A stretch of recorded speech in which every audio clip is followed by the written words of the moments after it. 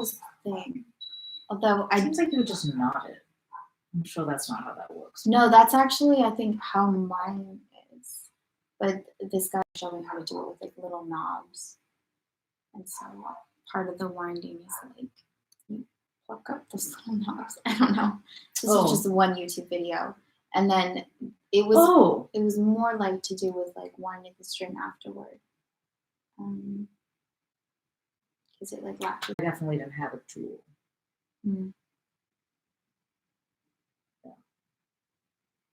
Yeah, and I didn't feel like waiting till May 13th. What's in May 13th? Because you know how all the like the Amazon orders are delayed? No, I didn't. Depending on what you're buying, because they're not making priority for certain things, right? So I was looking at like string winder, and it's like get it by May 13th. I'm like, great. I'm waiting for a couple of like workout band situations that for some reason I thought were coming from China or something, because I was like, oh, they're shipping now and they're going to be here May 19th. But that's annoying. But I think they're arriving from some domestic location. Right, okay. I don't know if it was a mistake not to get rid of that second couch. Yeah. It's not that big of a mistake. Huge mistake. It's like such a low stakes mistake. I could get it picked up tomorrow, next week if I don't want it there. I mean, it's probably good to have it there for now, isn't it? It depends on when May 19th is coming. I mean, I don't know when the couches are arriving. The outdoor couches.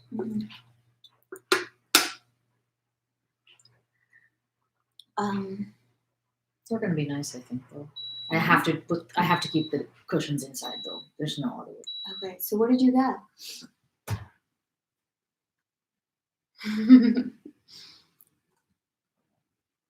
I shall have to find that. You know when you were obsessed with getting a hanging sofa? I mean, now? Yeah. That's never been tabled. Oh, just kidding. It has been tabled. It's never been off the tabled. Yes. Untabled. Yes. Okay. It's never been untabled. But it helps that the front porch is such a clusterfuck all the time. Although now I can clear it up because the major problem, the microwave, is gone. Yeah. What's up with Adirondack chairs? Why is everybody obsessed with Adirondack chairs? They're not that comfortable. Are they the short little chairs? You know what I'm saying? You look like you're sitting in one of them, but I wouldn't call them short. It's that. They tend to be very low to the ground. That's what I mean. Yeah. I don't know why everybody's so all about them. They make people think of the Adirondacks. And when name one good memory you had. Pendleton sheep. In the Adirondack. Oh. It's like woodsy. You're like, yeah. These ones. Ooh. Those are nice. They're on sale, obviously. Yeah. I think bringing the cushions inside. It needs must happen. But I don't know where to put them. At least a cupboard. It's tricky that there isn't a I guess there is a garage. What is in there? I don't want to talk about Yeah, because if only this little area with the washer and dryer was slightly larger. Oh, I could probably rig something. Yeah. I didn't think about that. Even if you put them up above or something. Yeah, I could probably figure something out. That is my first when I have a huge cash windfall. I would like to bust the wall behind the washer and dryer down. Oh yeah. And hopefully move it back. And I think there's space to move it back. Okay. So I could also close off the washer and dryer. Oh, so it could be its own little room. It's not. Yeah, less of a room. I mean, room is a pretty generous word. It would be more like a closet, Stuff. but something to like close off. You wouldn't have to stare at the laundry all day. Yeah. Yep.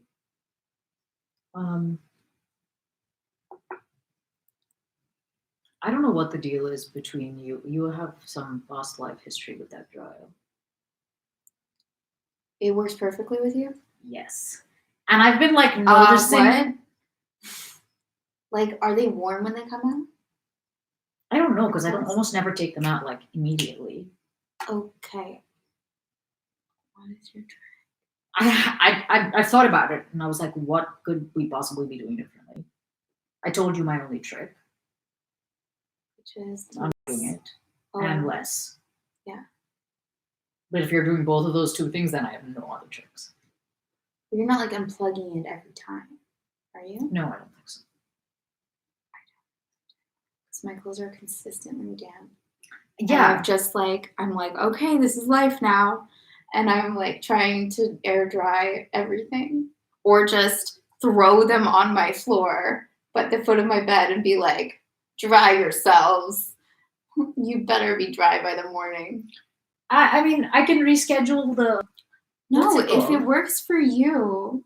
But there's not. It's not. There's nothing to it. You know what I mean? Like, if you want a washing machine, there's a lot of buttons on the washing machine. Mm-hmm. There's not that many different things that can be going on with the dryer. Yeah, like you're not like putting it on a different setting. No, it's on the extra dry Yeah. thing that it's always on, Okay. and I literally just press power and stop. Yeah. Okay, that's all I do. Yeah, because there's nothing I else don't to do. understand. It was so weird. I mean, it might be. No, Yeah, I like. you've been doing smaller loads. Yeah, I've been trying to, and definitely like air drying whatever I can, so that also lightens the load. Yeah, I feel bad. There's been a couple of times that I've walked past it and been like, it looks really wet in there. What is happening? I don't know. Yeah, I dread doing any laundry now. Well, that's gonna make you a little bigger if you Right. if you get into it. Mhm. Or I'm like, I could just become one of those like out in the sunlight, dry your clothes in the fresh air people. Yeah. There's something to that. Your clothes end up smelling like Outside. which hopefully smells good. Yeah, I don't know if outside smells good. I think it smells good if you're like living in the country. Yeah. And this is what I picture of people who actually do that. There's minimal dryer use in India. Yeah. Yeah, a lot of times. There's people have washing machines but no dryers. But it's also like the climate's kind of different, so you can air dry stuff pretty quickly. Mm. Like a lot of times, you can air dry stuff in India faster than you would be able to dry it. My mom is a huge air dryer, but I don't have any lines apart from that one. What's it called? Stand.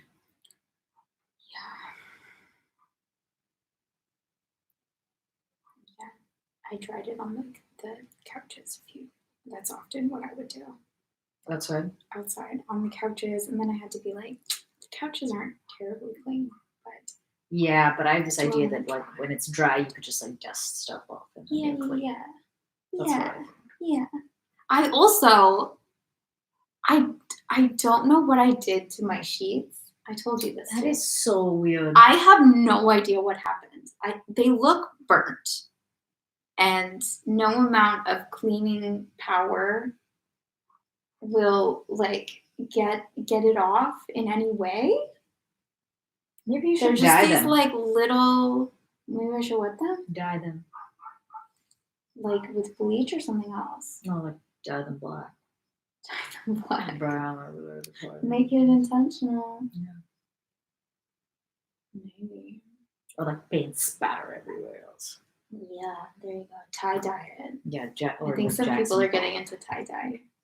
I'm sure. In their spare time. People are Everyone's getting so crafty. I'm like, it's too much. Is it? I don't know. Why is everyone starting needlepoint? People are? Yes. Who are you friends with? Who are you friends with? Needlepoint. Yeah. No one I know is starting No, needlepoint. no. No, everybody's My doing bread. agent is starting needlepoint. That's cute. Yeah. You follow your agent? Why do I? No, she didn't post. Oh, on Facebook. That's what she told me. Told me.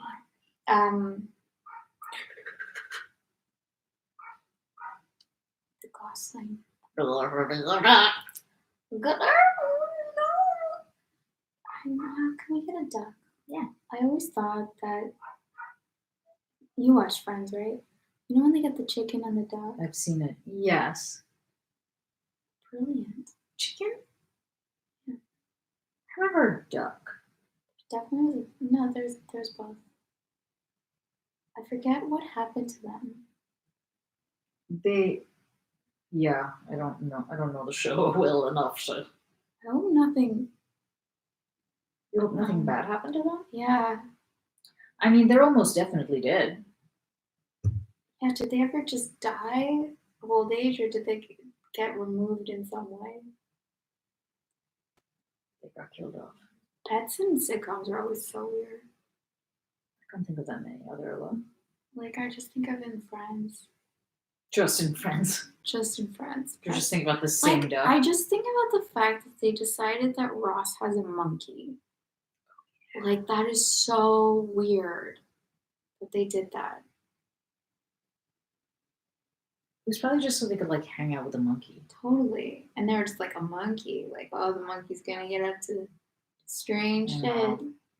That's what I mean about like having a pet. It's like always something like, what? It's very Gilligan's Island in a weird way. What's that called? I've never seen Gilligan's Island. Is it great? It kind You know what I almost did today? What? I almost switched this plant out for a different, more vibrant one. I just mean switched places. Imagine space. it's just like, yeah, it's doing better, guys. I've murdered it. Yeah, no.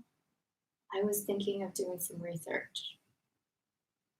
Research away. That's apparently my solution to things. If I understand it better, then I can give it what it needs. Yeah, I don't know what it is with phones, man. I think it's difficult to care for. That phone's been around for at least 3 years. Wait, that one? No. Mm-hmm. I remember coming home one day and it was like, oh, Fine, 2 plants. Maybe 2. It's been here for a long time. Okay. This one not. Yeah.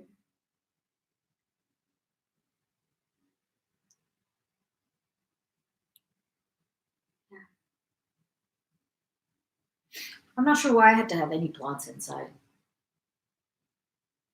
I like plants. I like them.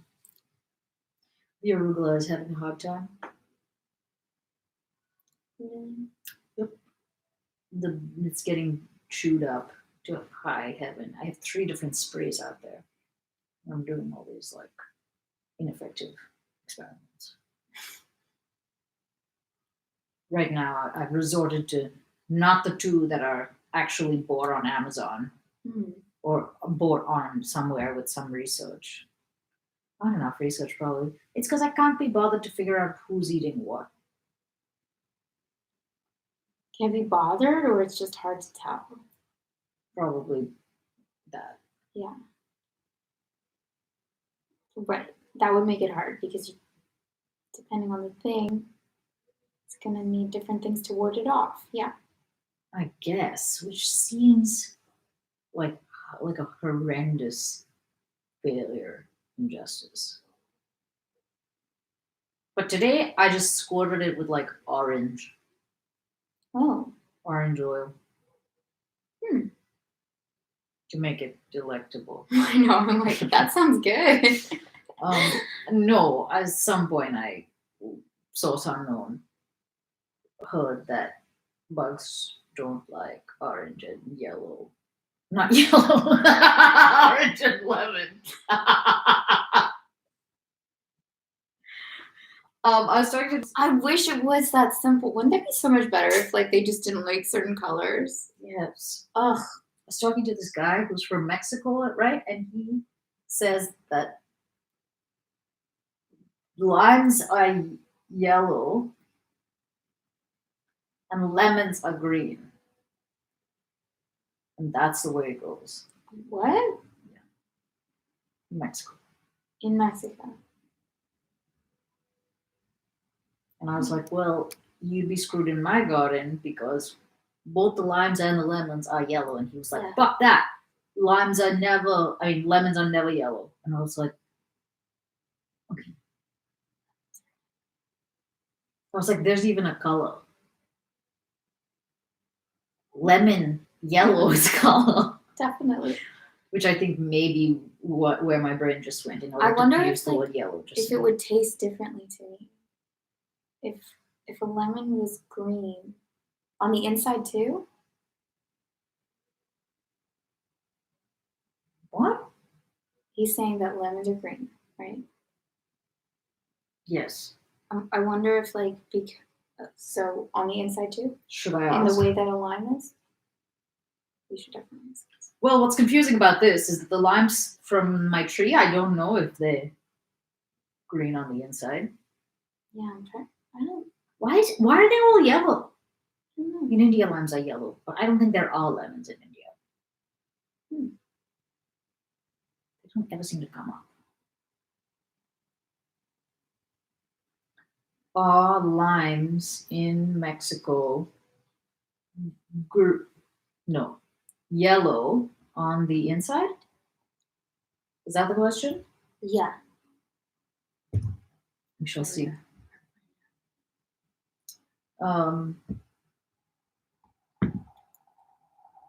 Yeah, at some point I kind of just gave up being able to figure out which were limes and which were lemons, the ones that had already fallen. I've just been putting them all in the ice trays. Willy-nilly. I don't feel great about that. Because you should know which are yellow. Yes. Yeah. And like to just be, that's just like, what kind of organization is that to have just like You have two though, right? ice trays? Yeah. Did you? I have two. Yeah. So you don't think to like make one lemon, one lemon. I would still have to know which is which. Nice. That's the problem, is that I can't tell. So at some point I was like, fuck it, they're all just going in one bowl. Okay.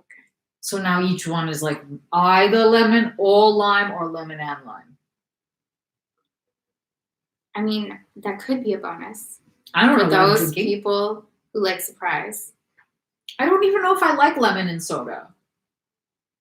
Okay. I think I only like lime. I think you really like lime.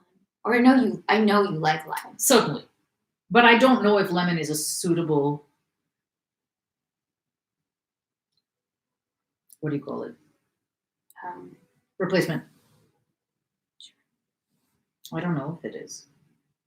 It's supposed to be very good for you. But You're now that I've supposed to drink squeezed, lemon water every morning. this is probably not what they have in mind.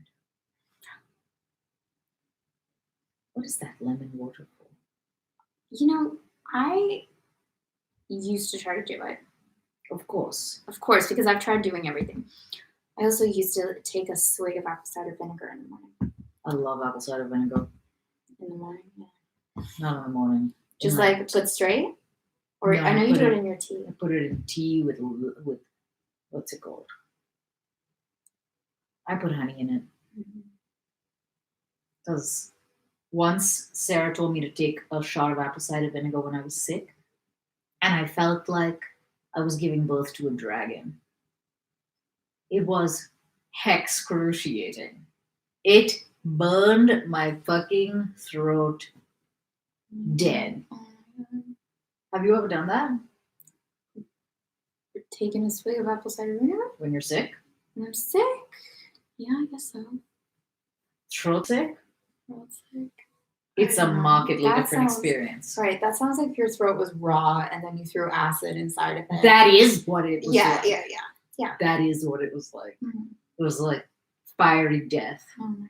I was like, ah!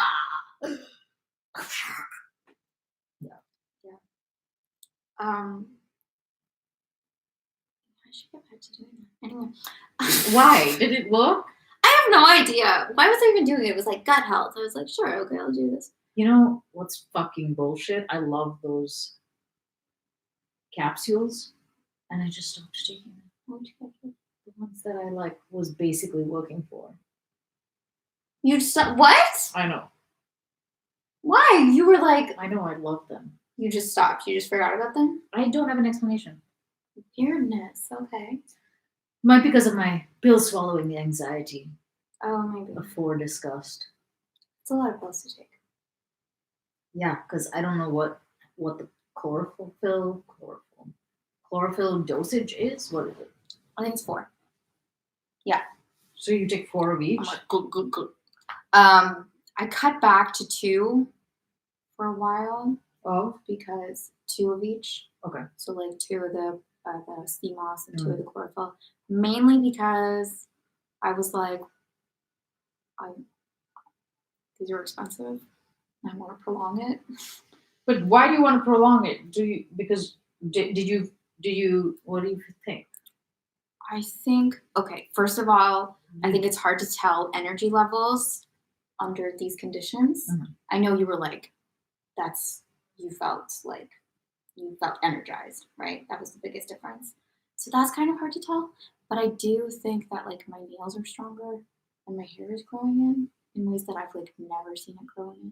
I'm kind of like, oh, forget like biotin and all those other hair supplements. Like this is actually what's good for your hair. And I don't know if that's the iron that it has in it or the sea moss itself. I'm not exactly sure. I don't think there's iron in the sea moss, but is there iron in the chlorophyll? Well, what I mean is there is iron in the chlorophyll, like as part of a combination, but also when I was looking up, you remember we were like looking up what the hell is bladderwrack? Rack, yeah. And so like within that, it's high in iron. Ah, okay.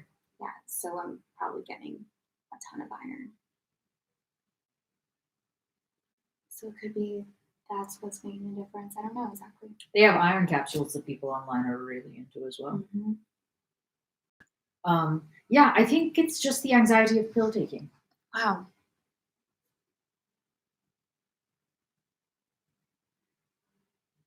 It's like I have to have like a full glass of water. Do you even know what you're afraid of? There's nothing. Yeah. Because I've never had. There's no. It's not like choking. No. Yeah. It's no rational. It's nothing remotely rational. Mm-hmm. And I think I told you this. I used to have zero problem. In fact, my dad once was like, "Oh my God, you just took all those at the same time," and I was like, "Yeah." So this isn't. I don't know when it just like something changed, but it wasn't an event. I guess is what I'm saying. Yeah. I wonder if you could like uncapsule them, and what would you put them in? Your granola. Not your granola. But you know those dusts. Yeah. You know how fugly the they Moonjuice dust. Oh my God. Yeah, they do taste pretty. I think that's what it would taste like. Yeah. Yeah. I've sprinkled them and stuff before, and then been like, I have ruined this hot chocolate or whatever thing theory it was. It's like there's that Harvard doctor who's trying to cure aging, and I forget what it is he takes. It's not resveratrol. It's like M&M, but M&N. He just Maybe eats that's what it is. M&Ms. No, it's not. Constantly. It sounds like M&M, and I forget the M&M. M&N maybe is what it is, which stands for something. And he's like, oh yeah, just like you can buy it as powder. It looks so scary. It's just like cocaine powder. And he's like, oh yeah, I just sprinkle it on my yogurt every morning. Well, it may or may not be weird depending on what it is. Right? Yeah, I don't know if it's that actually has a flavor. Is that the story? That's the story. What's the story? The story is that I'm like, put it on your yogurt. Oh. What's it called? I don't think it's called MNN. What is that? I don't know what it is. Anti-aging.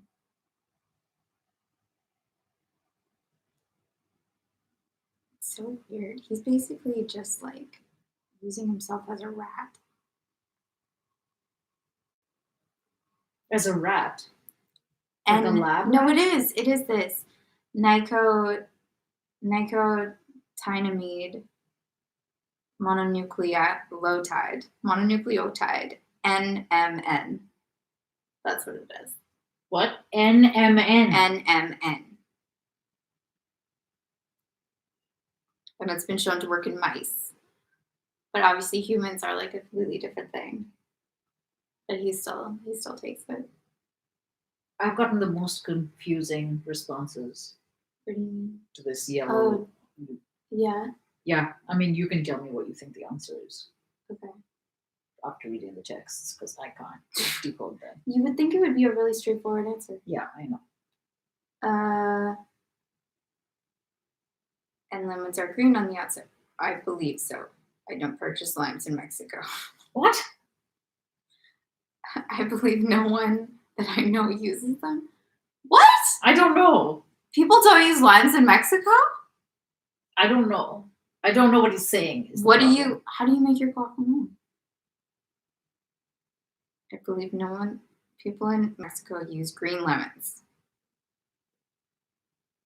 Wait. So no one uses limes in Mexico. Mm-hmm. People in Mexico use green lemons, but if I had to bet, yes, they're yellow in tone. I think he's saying they're yellow on the inside. I think that's what he's saying. Are limes? Wait. Oh, I don't know, because if it's referring to the question. Okay, wait. I think he's saying limes are yellow. Okay, people in Mexico use green lemons. Great. How about this? Can I text? Well, tell me what. Yes. I was going to be like, are the lemons in Mexico yellow on the inside? No. But go Saying ahead. no? I would guess that the answer is no, but feel free to read. Are the lemons in Mexico yellow on the inside? Maybe right inside in caps.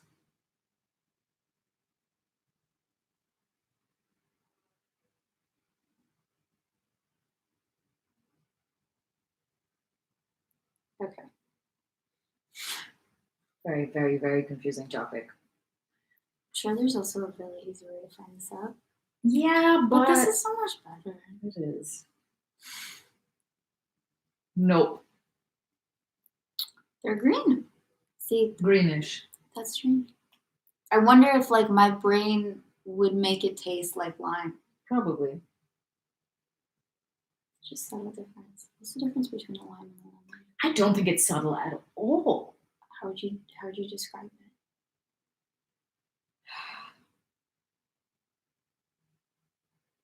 Limes are more up the middle.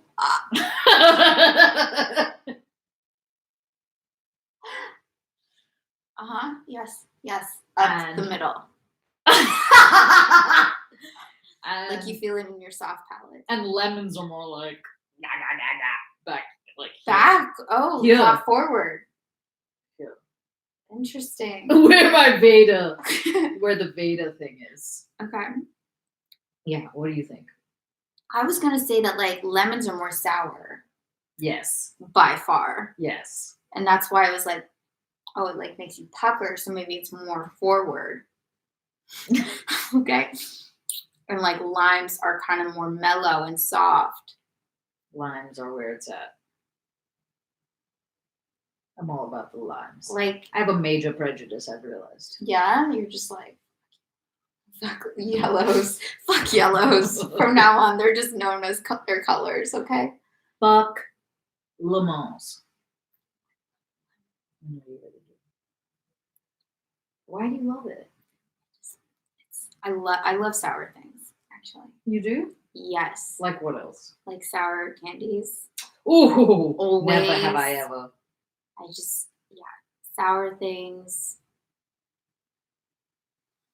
I don't know. I just like it. Anything else? Sour candy. What is normally sour? So like, I always kind of need that like acidity to foods. I really like it. So like, it's amazing what some lemon on anything will do. So you loved having your lemon water in the morning and also your No, outside because window. that like the lemon water. Actually, yeah, it makes sense why I'm like, I'm like, I was always strangely really okay with just like chugging cider vinegar.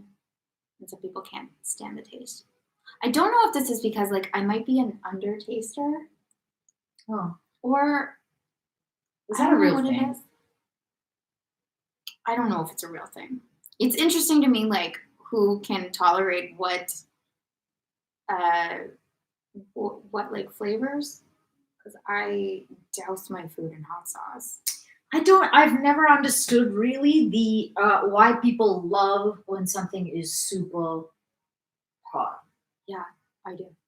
It's like, oh, if I can, and this is why it's interesting that it's like an undertaster. It might actually have more to do with like something going on psychological than something biological. You know, that like maybe I don't like really taste. There's almost definitely something things. going on psychologically. Oh, thanks. Right. Good. Sorry, what? No. It's just like maybe I don't like fully taste the thing. And so to like add in more taste, That could be biological. I throw in a bunch of like hot sauce or salt or whereas if I were to just like actually taste the thing as it is, Mhm. I wouldn't want to cover it in something else. Like the thing itself would taste more vibrant for me. Not if you eat avocado and bread. Mm. Neither of those are particularly vibrant flavors.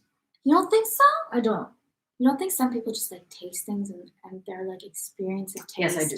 is kind of like certain people's experience of music. It's like Yes, I do. so deep. But I don't think that makes you an undertaster. I think that makes them like highly tuned palates. Like, I don't think it doesn't have to be a deficiency. I'm an underperforming eater. Whatever. It's just maybe why I like sour food because it's like It's really feeling it. taste. But basically, I don't want it. I don't know. I don't know what this is. You're like a sensation seeker with food. You know what the fucking problem is these days? Every time I look at Postmates, don't have friends closed. So you have these like virus hours that just make no sense. It's not like the virus comes out in the dark. Yeah, I don't know. Why would you? I also think Joy is closed. It makes me really unjoyful. Really? I think they're closed. Really? Because I haven't seen them on Postmates for a while. I've heard more book places are closing. Yeah. So it's unknown. Yeah.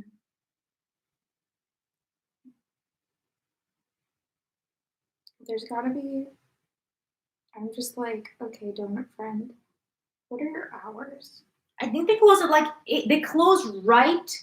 They close before it ever occurs to me to want donuts. Right. Because I don't like. They close at 8. Fuck that. And I'm not at 6 p.m. I'm not like donut time. Yeah. Or in the day, it doesn't occur to me to fucking get donuts in the middle of the day. That's probably when you should eat them. Should you? If you're gonna eat them, yes. I mean, I totally understand like eating the guilty things late at night. I know, but that's biologically the worst option. Or it's biologically the best option. You gotta store up that fat. Some of us do. Some of us are fine. Some of us are fine without the extra storage. No, you should put an alarm on your phone at 7 p.m. It's like, hey, do you want donuts? This is a terrible idea. This is the fucking worst idea. Hey, donut time? In 1 hour? Yeah. It means basically you have to think ahead for your donut needs. Who dat? Hi. Hello. Yeah, I can't think ahead for things like donuts. Because then I feel like I'm just like determining my future in a way that I shouldn't. Like, obviously, I'm going to eat donuts then because I fucking bought them. Right. If you don't wait till you want something, then you've basically like sealed your own coffin. Fate. I think that's how I Oh. sealed coffee. I like have to know that To the know thing what? I want is going to be available when I want it. So, But then you would plan hoard. ahead. I hoard certain things, yes. No, you don't. Have you not noticed the 9 avocados on the counter? By the way, if you want some of those, please have at them. I didn't realize I was ordering them. You didn't? No. I did notice them, but two things made me be like, this might be acceptable. One is your diet Mm-hmm. is 50 to 70% avocado, That's true. and it's coronavirus. So if something is 60% of your diet and you have 9 of them, That's only 9 days. and you eat more than one avocado a day, sometimes I feel like. Avocados and hummus. Yeah. But so like I hoard that because it's like, I want to make sure that's there. Yes. That's fair. And actually when I do order donuts, like I always want to know that there's going to be like one the next day. You've never ordered donuts in your life. You've only been there. What? You've never ordered donuts in your life. Ordered them? Yeah. Oh yeah. Yeah, that's true. I've never had them delivered. I think because you feel like you have to pay for Yeah, getting that's them a by lot. going there. I have to, like it's punishing myself. Mhm. Yeah, this is. What do you think? They're just gonna bring it to you? No, I think I just get so like overwhelmed when I'm on the apps that I'm like, I don't need this. I don't need this. Let's close it down. Put, like, Let's shut it down. 6 into my cart last night. And then I saw them this morning and I was like, 6 donuts? Empty. And now? I wish I'd gone for the 6 donuts. I don't know, it's fine. There's something that might make you feel better or worse potentially. What? I wish you had not told me that. I can't even go there this time. Okay, they're there. I can't even go there this time. What? Hmm? There's 2? This is cruel and unusual. It's okay. You don't like Oreos. Says who? Who fucking said that? What kind of psycho would say a thing like that? Seriously. Are we gonna read? Yeah, why don't you recap what happened for us yesterday? Wish I could tell you. I do not know how I got through that. You got through it with aplomb. I don't know how I read. It was so hard. It was the hardest thing I've ever done in my life. And then you wanted to talk about things, and I was like, and literally like mid-sentence. What did I talk about? At some point, you were like, "What is going on?" And I was like, "What is going on?" And I had to like keep track of the characters, and I was like, "Who's Prince Andrew?" Is that why you were like, "Who is this Alpatish guy?" I think so. It full on was a different book because it was a different book, and I was like, "We're in some like countryside." It was just so hard to like say. Was yesterday when you were like, "Who is this Alpatish? We're in a different book." Yeah. Yeah. But then I remember like mid-sentence talking to you about something, and I was like, That's like me and my acapella callback. You were like, "Sing this back." And I'd be like, "Doo-doo." Or I'd be like, But what was the beginning? Yes. Yeah, I'd have the like last like they'd be like, no, but the first one.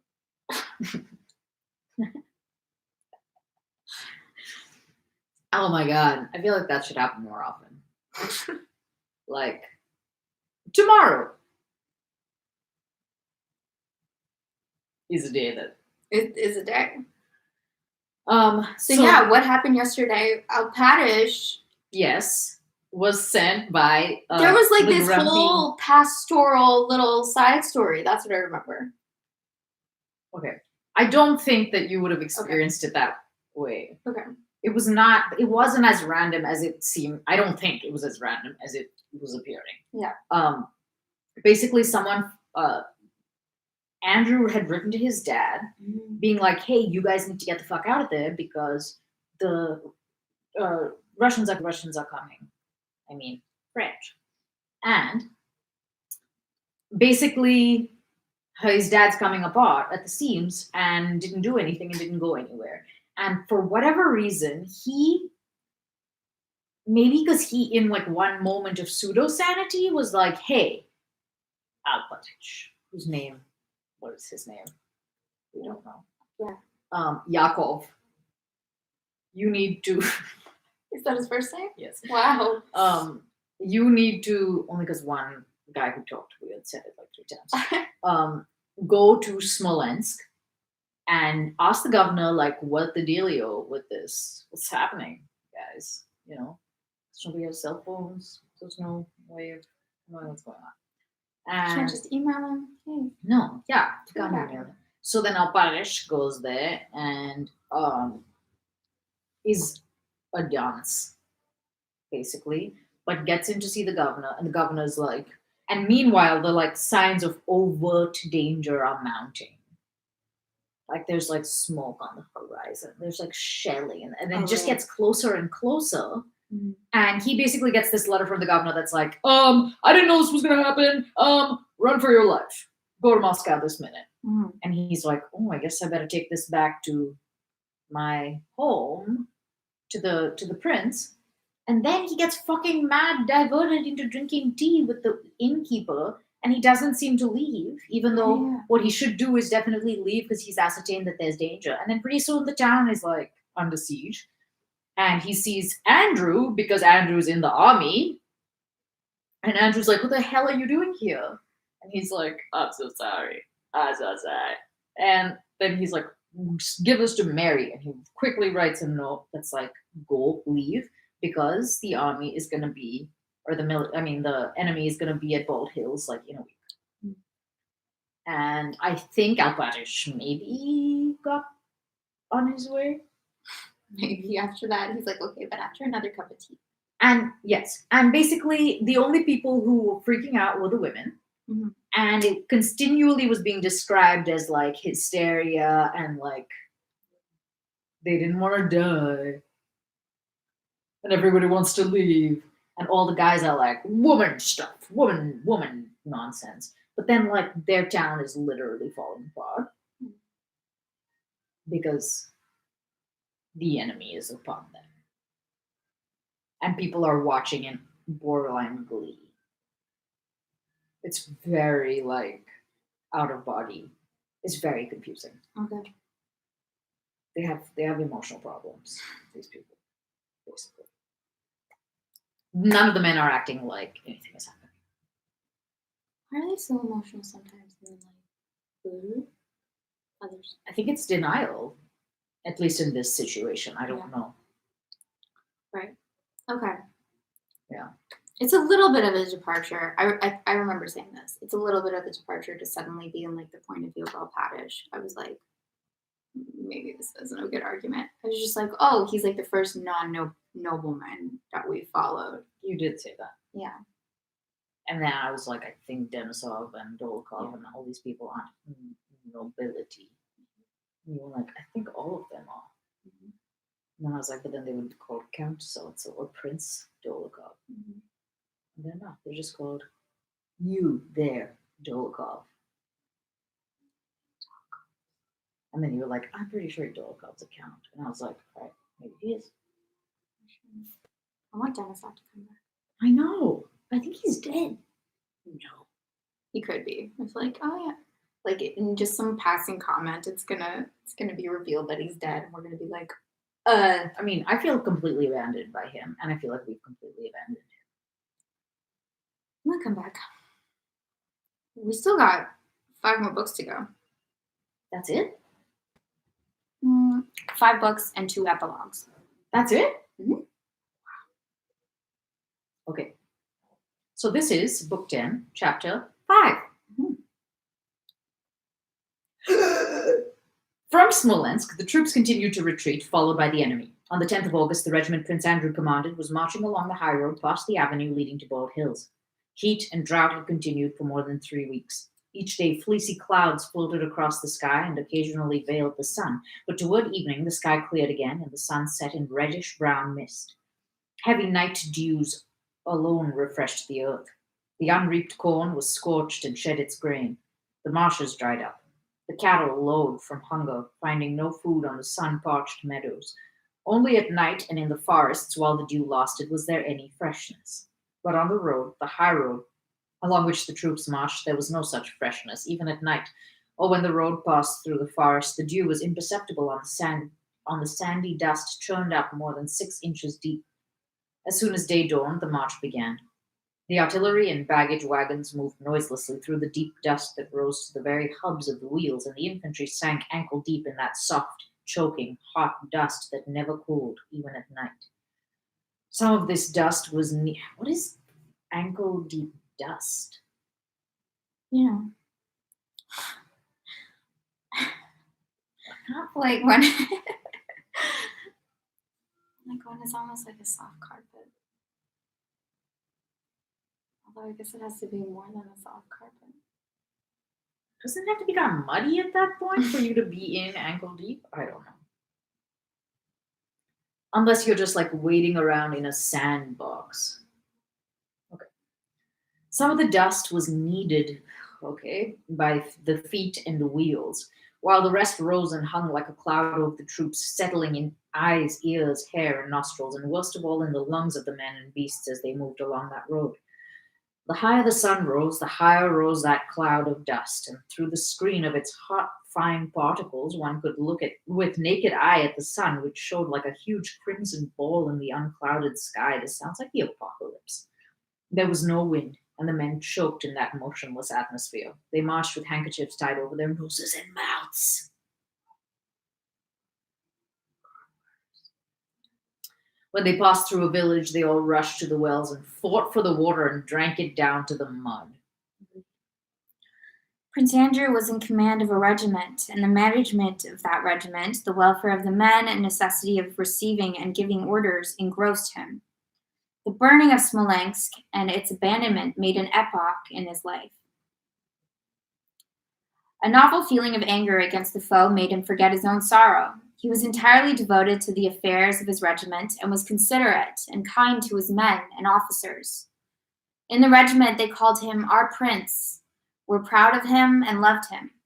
But he was kind and gentle only to those of his regiment, to Timokin and the like, people quite new to him, belonging to a different world and could not know and understand his past. As soon as he came across a former acquaintance or anyone from the staff, he bristled up immediately and grew spiteful, ironical, and contemptuous. Everything that reminded him of the past was repugnant to him. And so in his relations with that former circle, he confined himself to trying to do his duty and not to be unfair. In truth, everything presented itself in a dark and gloomy light to Prince Andrew, especially after the abandonment of Smolensk on the 6th of August. He considered that it could and should have been defended. And after his sick father had to flee to Moscow, abandoning to pillage his dearly beloved Bald Hills, which he had built and peopled. But despite this, thanks to his regiment, Prince Andrew had something to think about entirely apart from general questions. 2 days previously, he had received news that his father, son, and sister had left for Moscow, and though there was nothing for him to do at Bald Hills, Prince Andrew was with a characteristic desire to foment his own grief, decided that he must ride there. He ordered his horse to be saddled and, leaving his regiment on the march, rode to his father's estate, where he had been born and spent his childhood. Riding past the pond where there used always to be dozens of women chattering as they rinsed their linen or beat it with wooden beetles. That's something I could try. What's a Beatles? I think it's a beetle. No, I don't know. that's not how you spell Beatles. Insects? Yeah, it is. Beat is not how you spell it. No, it isn't. Damn. That was a pun. They're like the beetles. No, for some reason I can never keep that straight. But I don't know what a wooden beetle is. I know what. Maybe this is the one time when you actually should spell it like beat. Yeah. Because you beat it. Anyway, Prince Andrew noticed that there was not a soul about, and that the little washing wharf, torn from its place and half submerged, was floating on its side in the middle of the pond. He rode to the keeper's lodge. No one at the stone entrance gates of the drive, and the doors stood open. Grass had already begun to grow in the garden paths, and horses and calves were straying in the English park. Prince Andrew rode up to the hothouse. Some of the glass panes were broken, and of the trees in tubs, some were overturned and others dried up. He called for Terrace, the gardener, but no one replied. Having gone round the corner of the hothouse to the ornamental garden, he saw that the carved garden fence was broken, and branches of the plum trees had been torn off with the fruit.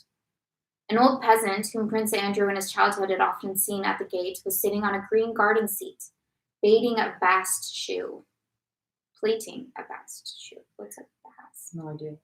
He was deaf and did not hear Prince Andrew ride up. He was sitting on the seat the old prince used to like to sit on, and beside him strips of bast were hanging on the broken and withered branch of a magnolia.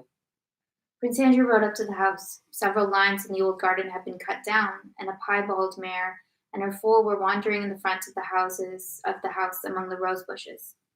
The shutters were all closed except at one window, which was open. A little serf boy, seeing Prince Andrew, ran into the house. Alpatish, having sent his family away, was alone at Bald Hills, and was sitting indoors reading the lives of the saints. On hearing that Prince Andrew had come, he went out with his spectacles on his nose, buttoning his coat, and hastily stepping up, without a word, began weeping and kissing Prince Andrew's knee. Then, vexed at his own weakness, he turned away and began to report on the position of affairs. Everything precious and valuable had been removed to Bogucharovo.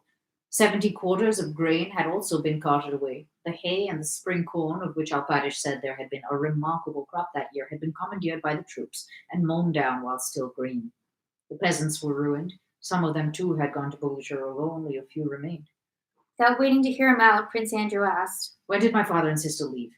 Meaning, when did they leave for Moscow? Alpatish, understanding the question to refer to their departure for Bogucharovo, replied that they had left on the 7th, and again went. Notice also how he doesn't ask about his son. Anyway. My God. They had left on the 7th. I forgot he had a son. No, just my father and sister. Anyway. Replied that they had left on the 7th, and again went into details concerning the estate management, asking for instructions. Am I to let the troops have the oats and take a receipt for them? We have still 600 quarters left, he inquired. What am I to say to him, thought Prince Andrew, looking down on the old man's bald head shining in the sun, and seeing by the expression on his face that the old man himself understood how untimely such questions were, and only asked them to allay his grief. Yes, let them have it, replied Prince Andrew. If you notice some disorder in the garden, said Alpatish, it was impossible to prevent it. 3 regiments have been here and spent the night. Dragoons, mostly. I took down the name and rank of their commanding officer to hand in a complaint about it. Well, what are you going to do? Will you stay here if the enemy occupies the place? Asked Prince Andrew. Alpatish turned his face to Prince Andrew, looked at him, and suddenly, with a solemn gesture, raised his arm. He is my refuge. His will be done, he exclaimed. A group of bareheaded peasants was approaching across the meadow toward the prince. Well, goodbye, said Prince Andrew, bending over to Alpatish. You must go away too. Take away what you can and tell the serfs to go to the Ryazan estate or to the one near Moscow. Alpatish clung to Prince Andrew's leg and burst into sobs. Gently disengaging himself, the prince spurred his horse and rode down the avenue at a gallop. The old man was still sitting in the ornamental garden like a fly, impassive on the face of a loved one who is dead, tapping the last on which he was making the last on which he was making the bust. What's happening? What is the The last on The which he was making the bast? best shoe, and two little girls, running out from the hothouse carrying in their skirts plums they had plucked from the trees there, came upon Prince Andrew. On seeing the young master, the elder one, with frightened look, clutched her younger companion by the hand and hid with her behind a birch tree, not stopping to pick up some green plums they had dropped. Prince Andrew turned away with startled haste, unwilling to let them see that they had been observed. He was sorry for the pretty, frightened little girl, was afraid of looking at her, and yet felt an irresistible desire to do so. A new sensation of comfort and relief came over him when, seeing these girls, he realized the existence of other human interests entirely aloof from his own, and just as legitimate as those that occupied him. Evidently, these girls passionately desired one thing: to carry away and eat those green plums without being caught, and Prince Andrew shared their wish for the success of their enterprise. He could not resist looking at them once more. Believing their danger past, they sprang from their ambush and, chirruping something in their shrill little voices, and holding up their skirts, their bare little sunburned feet scampered merrily and quickly across the meadow grass. Prince Andrew was somewhat refreshed by having ridden off the dusty high road along which the troops were moving. But not far from Bold Hills, he again came out on the road and overtook his regiment at its halting pace by the dam of a small pond. It was past 1 o'clock. The sun, a red ball through the dust, burned and scorched his back intolerably through his black coat. The dust always hung motionless above the buzz of talk that came from the resting troops. There was no wind. As he crossed the dam, Prince Andrew smelled the ooze and freshness of the pond.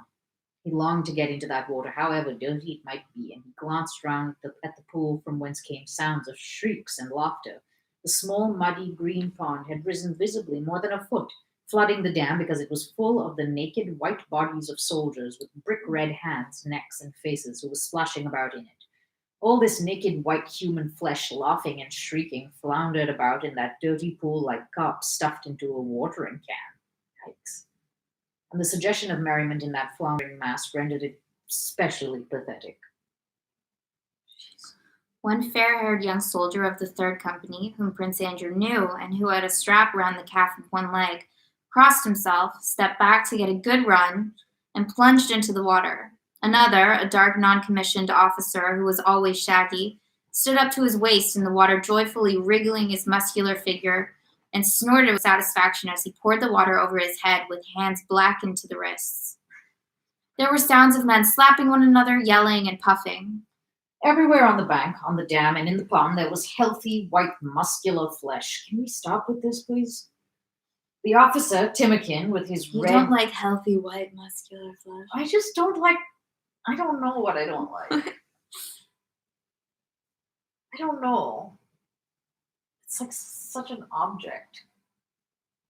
No, I don't like the concept of flesh, no matter whose or where or It's the how. word. If you were to say, I don't know.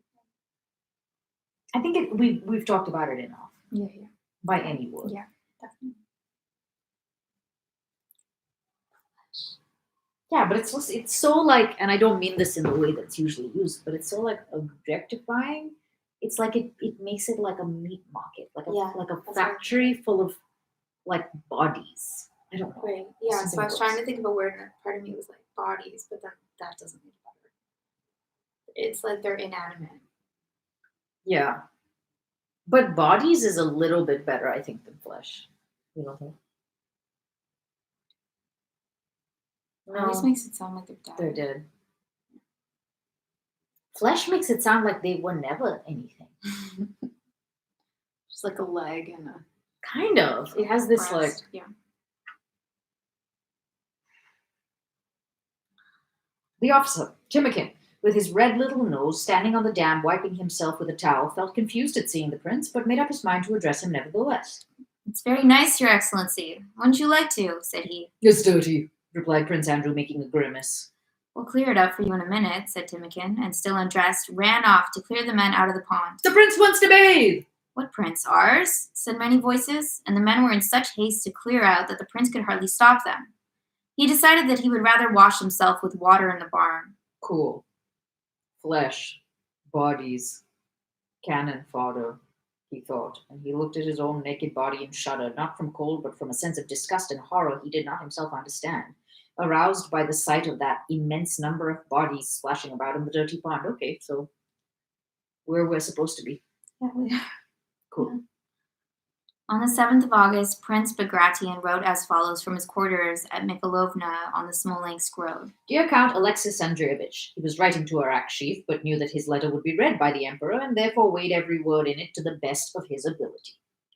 I expect the minister, Barclay de Tolly, has already reported the abandonment of Smolensk to the enemy. It is pitiable and sad, and the whole army is in despair that this most important place has been wantonly abandoned. I, for my part, begged him personally most urgently and finally wrote him, but nothing would induce him to consent. I swear to you, on my honor, that Napoleon was in such a fix as never before and might have lost half his army but could not have taken Smolensk. Our troops fought and are fighting as never before. With 15,000 men, I held the enemy at bay for 35 hours and beat him, but he would not hold out even for 14 hours. It is disgraceful, a stain on our army, and as for him, he ought, it seems to me, not to live. If he reports that our losses were great, it is not true. Perhaps about 4,000, not more, and not even that. But even were they 10,000, that's war. But the enemy has lost masses. What would it have cost him to hold out for another 2 days? They would have had to retire of their own accord, for they had no water for men or horses. He gave me his word he could not retreat, but suddenly sent instructions that he was retiring that night. We cannot fight in this way, or we may soon bring the enemy to Moscow. There is a rumor that you are thinking of peace. God forbid that you should make peace after all our sacrifices and such insane retreats. You would set all Russia against you, and every one of us would feel ashamed to wear the uniform. It has come to this. We must fight as long as Russia can, and as long as there are men able to stand. One man ought to be in command, and not two. Your minister may perhaps be good as a minister, but as a general, he is not merely bad, but execrable. Execrable. Oh, yes. Poo-poo. Yet to him is entrusted the fate of our whole country. I am really frantic with vexation. Forgive my writing boldly. It is clear that the man who advocates the conclusion of a peace and that the minister should command the army. Wait.